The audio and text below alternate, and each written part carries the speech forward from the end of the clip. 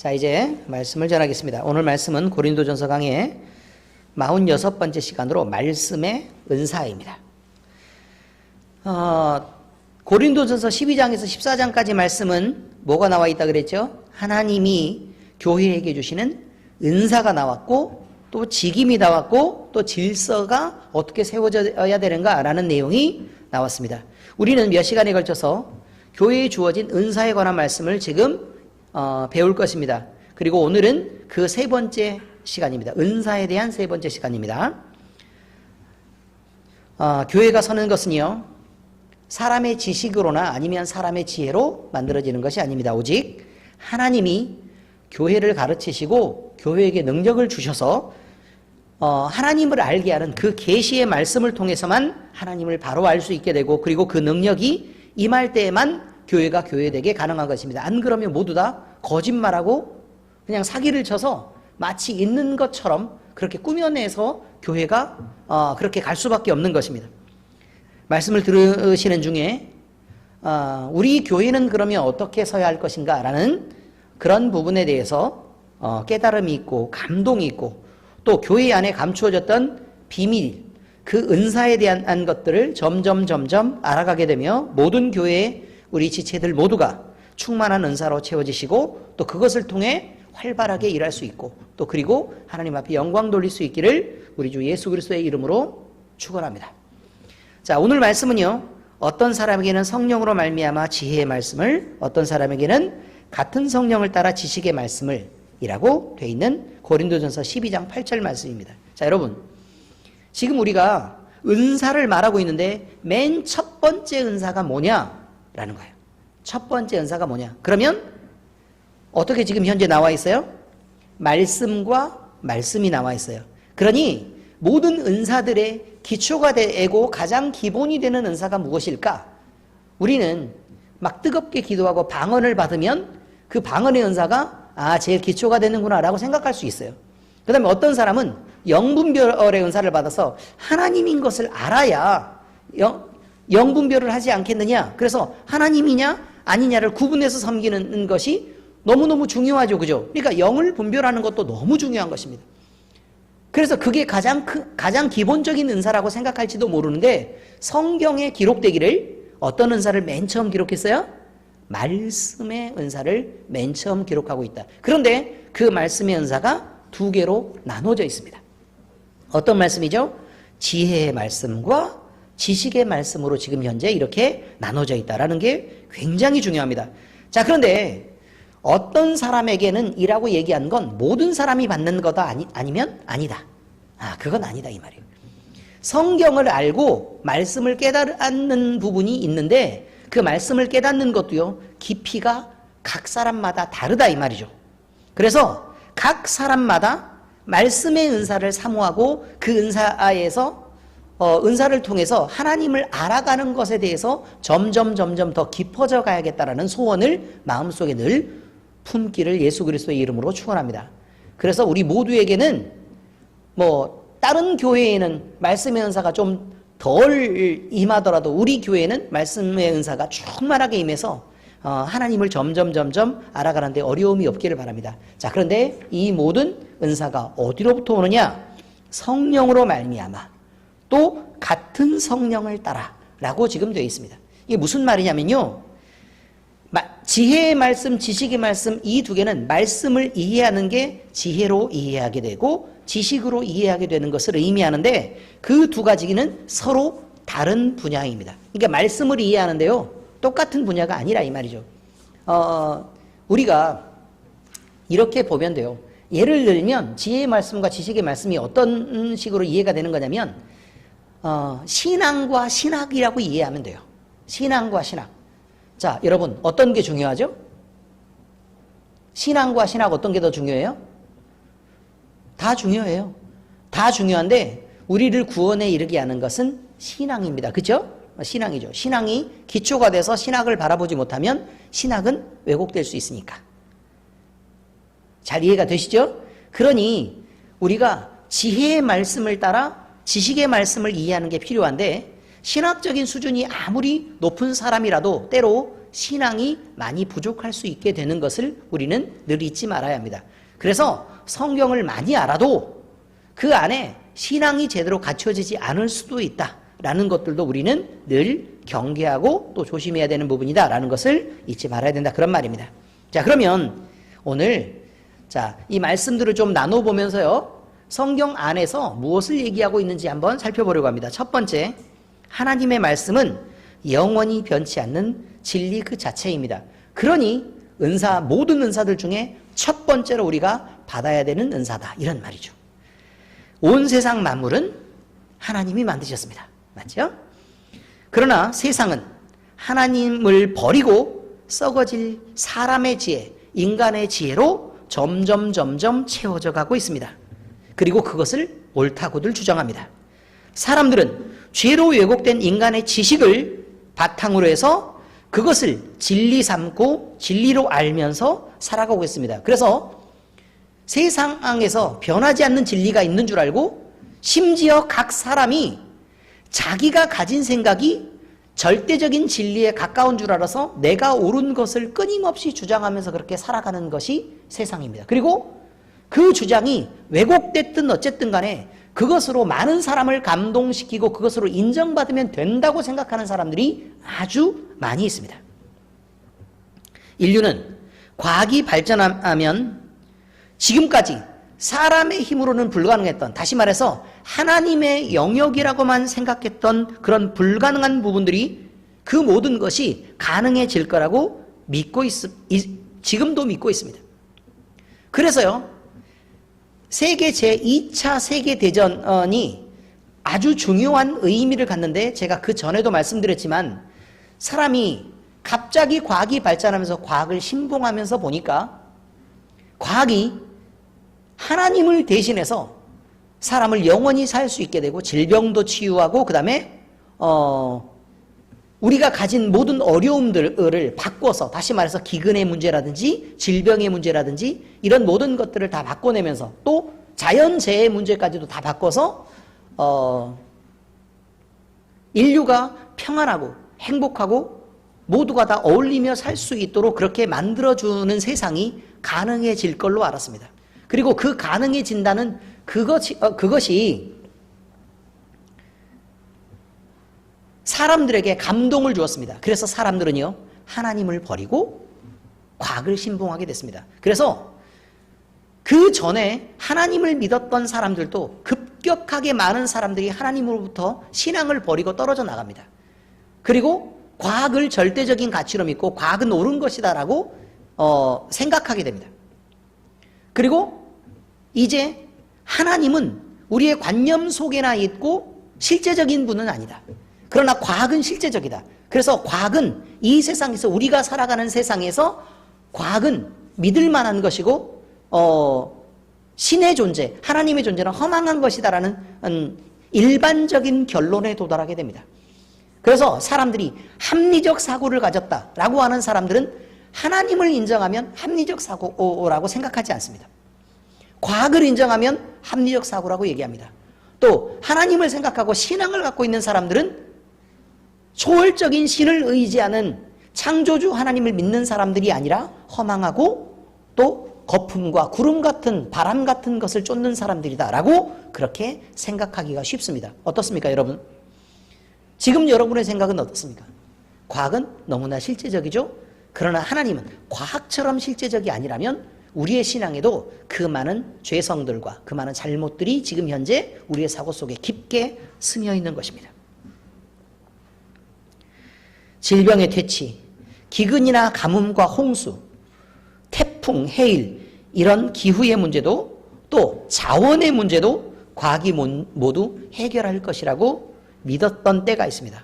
결정적으로 죽음의 문제까지 과학이 해결해 줄 것이라고 믿고 있었던 때가 있었습니다. 물론 그것은 과학이 얼마만큼의 실패했다는 것을 우리는 인정하지 않을 수 없지만 점점 과학은 중요해지고 하나님은 점점 버려지고 있습니다. 우리 대한민국도 신앙하는, 온전한 신앙을 갖는 기독교 신자들이 급격하게 줄어들고 있어서 교회들은 문 닫는 교회들이 많고 그 다음에 교회마다 그 숫자가 줄어들고 있는 것이 현실입니다. 과학에 목을 매는 인류가 있습니다. 그런데 어떻습니까? 우리는 과학이 발전할수록 더 많은 질병, 더 독한 병 때문에 고통받고 있습니다. 박테리아를 죽이려고 무엇이 만들어졌습니까? 항생제가 만들어졌습니다. 그런데 그 항생제를 사용하면서요, 항생제 내성이 생긴 박테리아가 생겨나기 시작했습니다. 그래서 슈퍼 박테리아가 만들어졌는데 인류를 위해 항생제를 개발하고 사용했었는데 그것 때문에 인류는 이제 더 독한 박테리아 때문에 죽어가고 있습니다. 인류를 위해서 바이러스를 연구한다고 하는 연구소에서요, 코로나 바이러스가 만들어졌다고 지금 현재 알려져 있습니다. 문명의 발달에 따른 에너지를 사용하게 됐는데 그 에너지의 과다한 사용 때문에 자원의 고갈의 문제가 생기게 됐고요. 에너지를 사용하면 열이 나겠죠? 그 열 때문에 점점 인류는 죽어가고 있습니다. 그 다음에 이산화탄소가 점점 많이 배출되고 있고 태양이 들어온 에너지만큼 밖으로 빠져나가질 못해서 온실 효과가 일어나서 지구 전체는 점점 뜨거워지고 있습니다. 지구온난화로 태평양에 있는 어느 섬나라는요, 물에 잠겨서 살 땅을 잃게 되었고, 그 다음에 해안선의 높이는 점점 높아지고 있습니다. 세계 모두가 지구온난화 때문에 이상기후가 만들어졌는데 그 이상기후 때문에 몸살을 앓고 있습니다.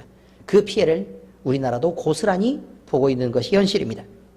일본의 바다에는 원전 폐기물이 버려지고 있고, 그리고 지구에는 온 인류를 죽이고도 남는 핵이 점점 쌓여가고 있습니다.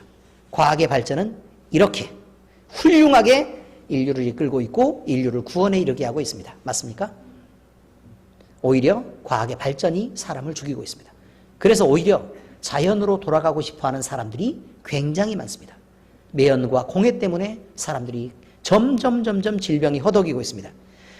인류가 문제 해결을 위해 목을 매는 과학의 발달은 이렇게 인류를 죽음의 문턱까지 내몰고 있고 그 벼랑 끝에서 한 명씩 점점 밀어서 떨어뜨리고 있습니다. 우리는 서둘러 우리와 이 온 세상을 만드신 하나님께로 돌아가야 합니다. 그리고 겸손한 지혜로 자연의 질서를 읽어내야 합니다. 그래야 인류는 서로 배려하며 살 소망이 생기고 자연을 무자비한 방법으로 해치지도 않으며 사람이면 누구나 만나는 질병과 죽음의 문제를 해결할 수도 있는 것입니다. 죽음의 문제는 죽지 않는 것으로 해결하는 것이 아니라 영생하는 구원으로 해결하는 것입니다. 베드로전서 1장 23절에서 25절 말씀입니다. 너희가 거듭난 것은 썩어질 씨로 된 것이 아니요 썩지 아니할 씨로 된 것이니 살아있고 항상 있는 하나님의 말씀으로 되었느니라. 그러니 구원은 주의 말씀으로 만들어졌으니까 당연히 그 말씀에서 기록한 방식대로만 해야 구원을 얻을 수 있단 말이에요. 그 말씀의 방식이란 예수 그리스도를 믿어야 구원을 얻는 것이란 말입니다. 그러므로 모든 육체는 풀과 같고 그 모든 영광은 풀의 꽃과 같으니 풀은 마르고 꽃은 떨어지되 오직 주의 말씀은 세세토록 있도다 하였으니 너희에게 전한 복음이 곧 이 말씀이니라. 이렇게 되어 있습니다. 여러분, 하나님의 말씀은 영원히 변치 않는 진리 그 자체입니다. 그것으로만 구원을 얻을 수 있고 또 그 말씀의 복종에만 우리가 만난 당면한 문제들을 해결할 수 있습니다. 그리고 그 말씀을 통해서만 우리는 능력을 받고 하나님의 말씀을 통해서만 생명을 갖는 소망을 얻을 수 있습니다. 우리가 가진 모든 문제는 주의 말씀으로 해결되는 것입니다. 두 번째입니다. 하나님의 감동으로 된 성경은 우리를 가르치고 능력 있게 합니다.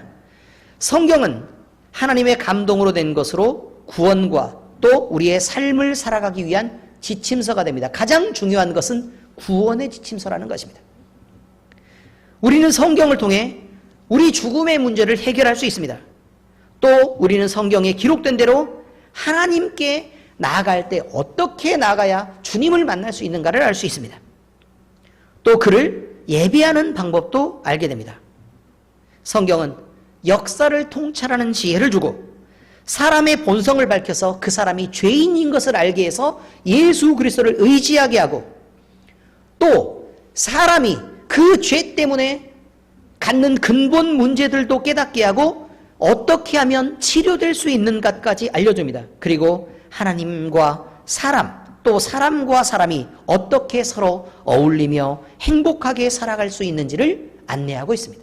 그러니 성경이 하나님의 감동으로 된 것인데 우리를 위한 지침서라는 것은 너무나 당연한 것입니다. 디모데후서 3장 16, 17절 우리가 너무나 잘 아는 말씀입니다. 모든 성경은 하나님의 감동으로 된 것으로 교훈과 책망과 바르게 함과 의로 교육하기에 유익하니 이는 하나님의 사람으로 온전하게 하며 모든 선한 일을 행할 능력을 갖추게 하려 함이라. 이렇게 되어 있습니다. 여러분, 우리가 하나님의 사람이라면 성경을 모르고 선을 행할 수 없습니다. 성경에 그렇게 나와 있습니다. 우리가 하나님의 사람으로 온전하게 되려고 하면 우리가 성경 말씀에 가르친 대로 성경을 읽어서 우리가 깨닫지 않는다면 우리는 온전하게 될 수가 없습니다. 아무리 사람으로 도덕적으로 온전하게 서려고 노력한다 그래도 성경대로가 아니면 하나님 앞에서 온전할 수가 없는 것입니다. 그래서 성경은 하나님이 우리에게 주신 것입니다. 그래서 우리를 교훈하시고 우리를 혼내고 질책하기도 하시고 또 우리를 바로 세우기도 하시고 또 하나님의 하나님 되심, 사람의 사람됨을 자꾸 드러내서 나타나게 하시는 것입니다. 성경을 많이 읽으면 많이 읽을수록 성경은 더 재미가 있습니다. 성경을 많이 읽고 많이 읽을수록 성경은 더 많이 궁금해지고 성경을 많이 읽으면 많이 읽을수록 성경은 우리가 부족하다는 걸 느끼게 합니다. 성경은 많이 읽으면 많이 읽을수록 모르는 것이 더 많이 생겨납니다. 성경은 끊임없는 지혜를 우리에게 요구합니다.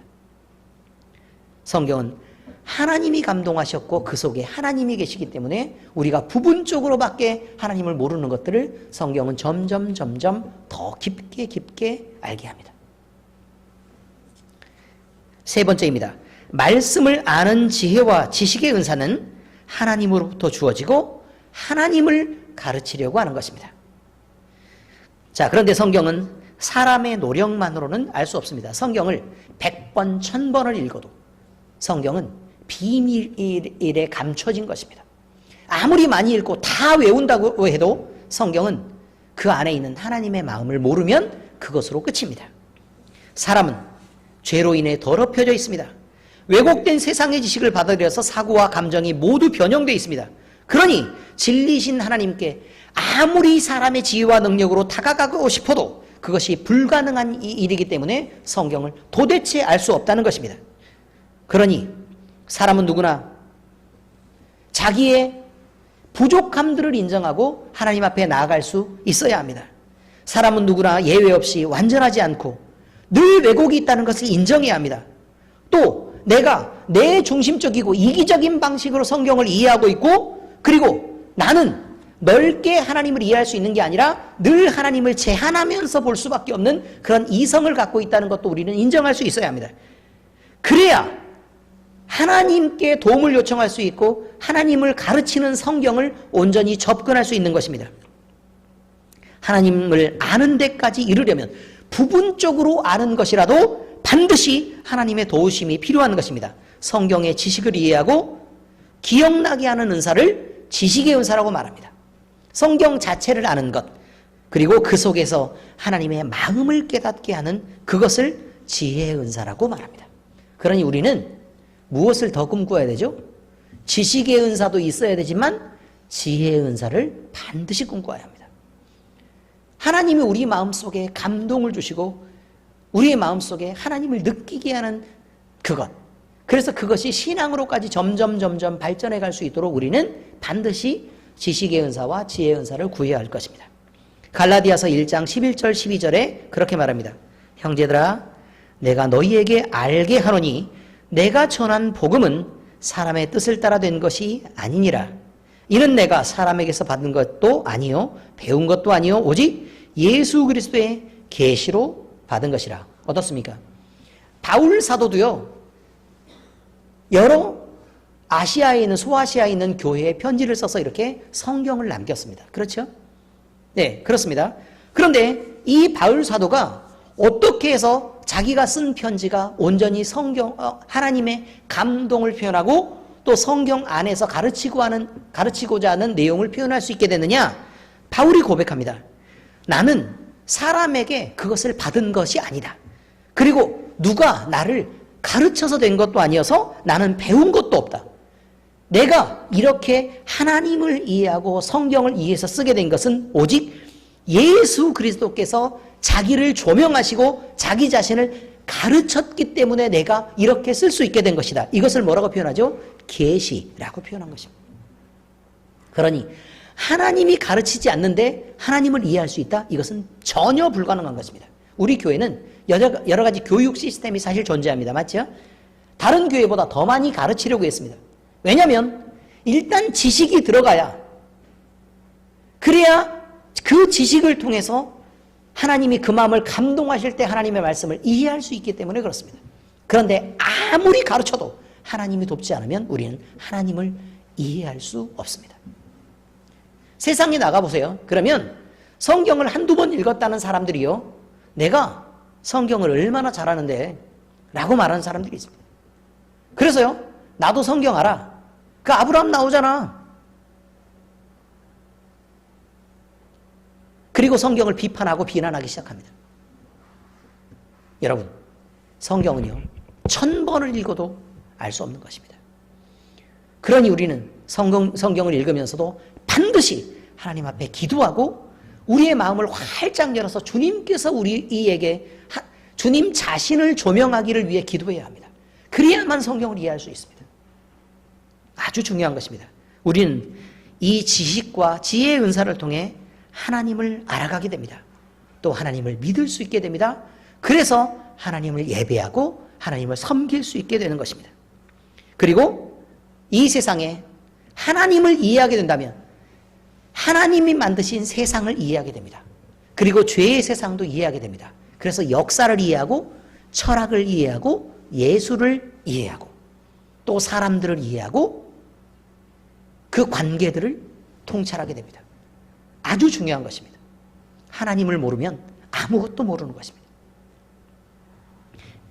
에베소서 1장 17절에서 19절 말씀 읽어드리겠습니다. 우리 주 예수 그리스도의 하나님 영광의 아버지께서 지혜와 계시의 영을 너희에게 주사 하나님을 알게 하시고 너희 마음의 눈을 밝히사 그의 부르심의 소망이 무엇이며 성도 안에서 그 기업의 영광의 풍성함이 무엇이며 그의 힘의 위력으로 역사하심을 따라 믿는 우리에게 베푸신 능력의 지극히 크심이 어떠한 것을 너희로 알게 하시기를 구하노라. 여러분, 성경이 아니면 무엇을 모르느냐? 왜 불렀는지를 모릅니다. 그러니 성경 말씀에서 하나님이 감동하시지 않는 이상 우리가 왜 예수를 믿는지에 대해서 우리는 이유를 모르게 됩니다. 그래서 기쁨도 없고 교회를 다니게 되고 또 하나님을 예배하는 것에 대한 즐거움이 있을 수가 없습니다. 여러분, 그래서 자꾸 밖에 나가고 싶고 성경도 읽기 싶고 텔레비 보고 싶고 텔레비전. 애기들이 들으니까 발음 똑바로 해야지.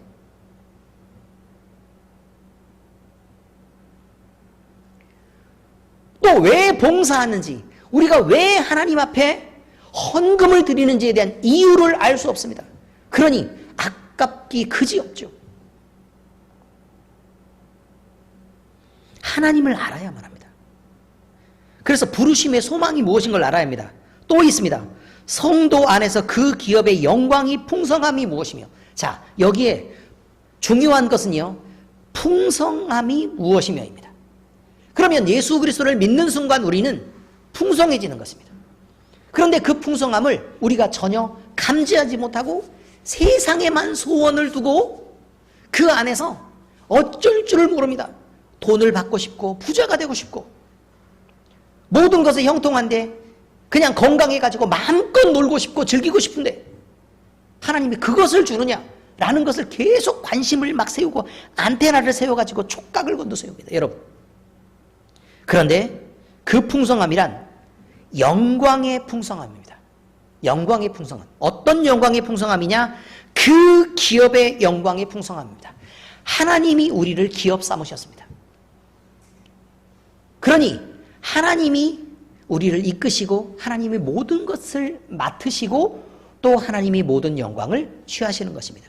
하나님과 함께 있어서 우리가 누리는 그 기업의 풍성함들을 우리가 전혀 알 수 없다면 우리는 예수님을 믿는 것에 대한 소망이 무엇인지를 잘 모르게 됩니다. 또 있습니다. 그의 힘의 위력으로 역사하심을 따라 믿는 우리에게 베푸신 능력의 지극히 크심이 어떠한 것을 너희로 알게 한다. 자, 다시 말해서 우리는 능력이 어마어마하단 말입니다. 거기 말하면 그렇게 돼 있어요. 그 능력이 지극히 크다. 지극히 크다는 게 뭐예요? 어마어마하다는 얘기죠. 우리가 상상하지 못하는 그 힘의 크기가 엄청나다는 거예요. 그런데 그 능력이 뭐냐면 우리에게 주셨다는 거예요.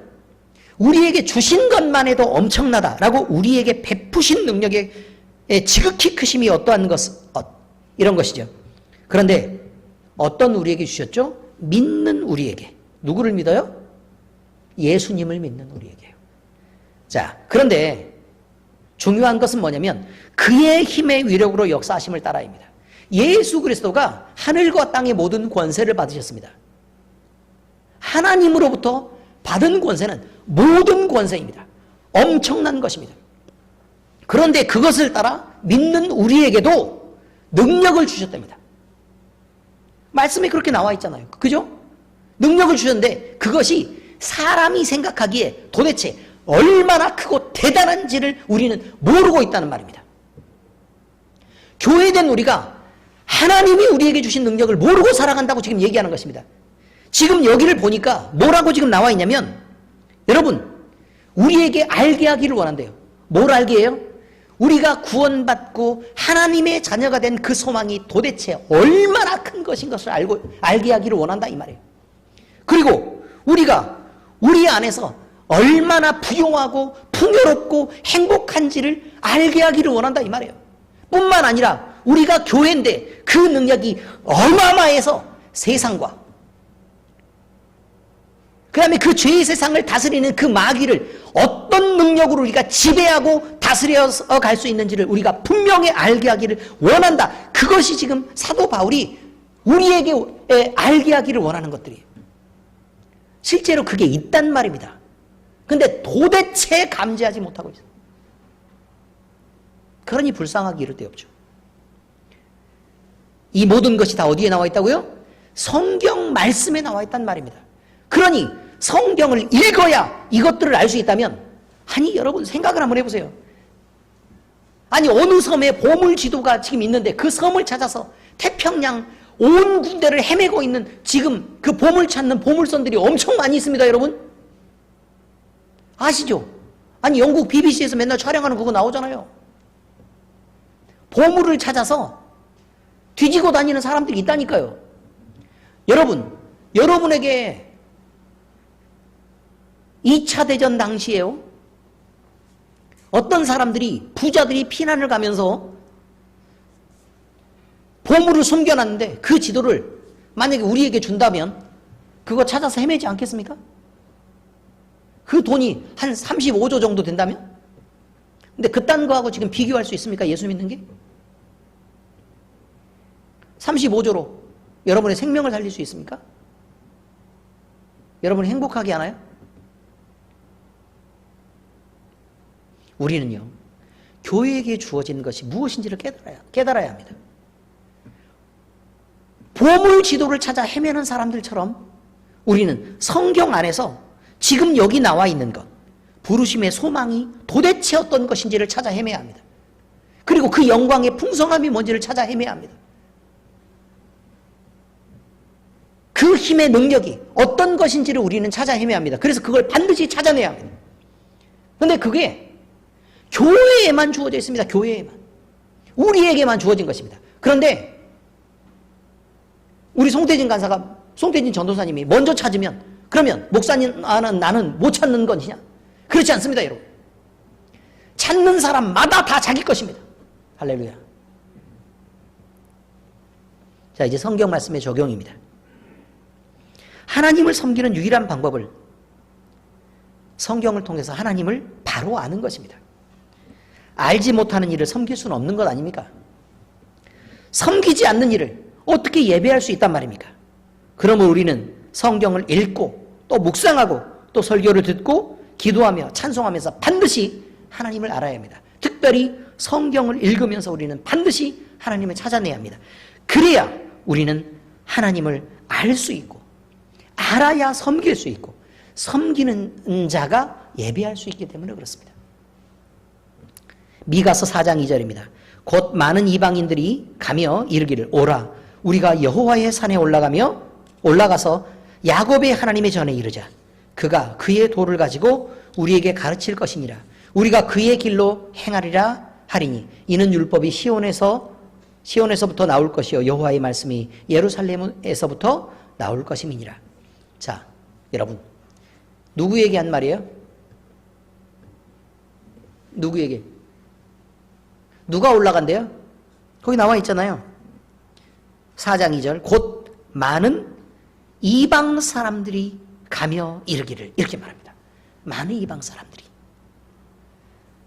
유대인들이 생각할 때는 얼마나 가슴 아픈 일이겠습니까? 어디로 올라가고 있다고요? 예루살렘 성전, 하나님이 계시는 전으로 올라가면서 그들이 뭐라고 얘기를 하고 있다고요? 오라 우리가 여호와의 산에 올라가서 야곱의 하나님의 전에 이르자 이렇게 말합니다. 그러니 하나님이 무엇을 공개했단 말이에요? 하나님이 이스라엘 안에만 머물러 있었던 그 벽을 무너뜨리고 이방 사람에게까지 복음을 공개했다 이런 말입니다. 그래서 그가 그의 도를 가지고 우리에게 가르칠 것이니라 이렇게 말하죠. 우리에게 가르칠 것이니라. 우리는 누구예요? 이방 사람이에요. 우리가 그의 길로 행하리라. 이방 사람이 야곱의 길로 행한답니다. 이는 율법이 시온에서부터 나올 것이요 여호와의 말씀이 예루살렘에서부터 나올 것이다. 무슨 뜻이에요? 하나님이 자신이 계신 그곳 성소에서 이방인인 우리에게도 복음을 열어서 오픈하시고 그리고 우리가 그 영광을 차지하도록 그 길을 약속의 자녀로서의 믿으면 구원 얻는 그 길을 우리에게 공개하시겠다 이 말이에요. 그러니 우리는 하나님을 알아가야 합니다. 두 번째, 무엇보다 우리는 하나님 알기를 소원해야 합니다. 하나님을 아는 것은 우리 자신을 위해서 너무나도 중요하고 시급한 문제입니다. 우리는 세상을 살면서 언제 무슨 일을 겪을지 모릅니다. 우리는 우리 자신의 인생에서 현재를 살아가는 문제나 미래를 설계하고 준비하는 여러 가지 문제, 그 다음에 가정의 문제나 자녀의 교육의 문제나 일하며 만나는 사람과 사람 사이의 여러 가지 관계의 문제들을 만납니다. 이거 외에도 허다한 문제들을 만납니다. 건강의 문제를 만나기도 하고 기업의 문제를 만나기도 하고 또 우리는 신앙의 문제를 만나기도 합니다.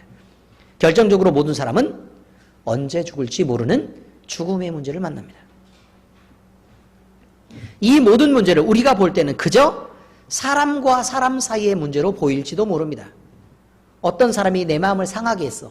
그래서 나는 기분이 나빠. 이게 사람과 사람 사이의 문제로 보인다면 우리는 신앙인으로서 한참 먼 것입니다. 모든 사고와 갈등, 이 속에는 우리를 문제 속으로 이끌어가고 있는 그 기저에 죄의 문제가 있고 또 우리 사람은 죄에 대한 왜곡의 문제를 늘 안고 있다는 것을 우리는 알아야 합니다. 이건 모두는 영적인 모든 문제들을 기초하고 있습니다. 하나님을 모르는 사람들은 안타깝게도 문제가 있어도 그 문제의 근본을 알 수 없습니다.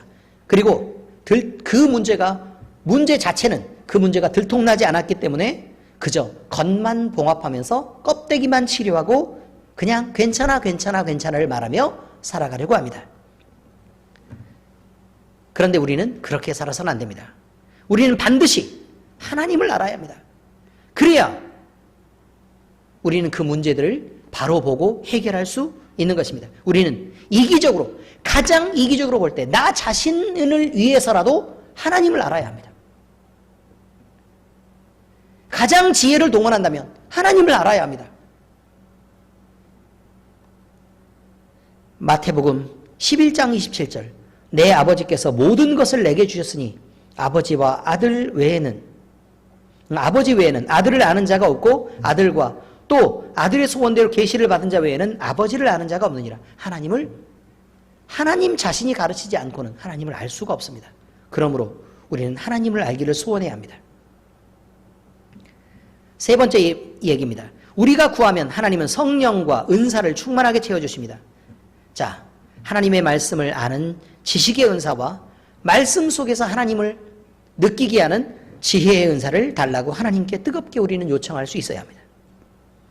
우리 스스로 할 수 없는 일을 자신감을 가져서 난 자신 있어 이렇게 말하고 또 자신감을 갖는다고 해도 그것이 해결되지는 않습니다. 할 수 없는 일은 그저 할 수 없는 것입니다. 우리 스스로 할 수 없는 일은 자신감으로 해결되지 않기 때문에 우리가 하나님을 예배하고 섬기고자 한다면, 그리고 내가 처한 가장 시급하고 당면한 문제인 삶과 죽음의 문제를 해결하고자 한다면 우리는 반드시 하나님을 알아야만 합니다.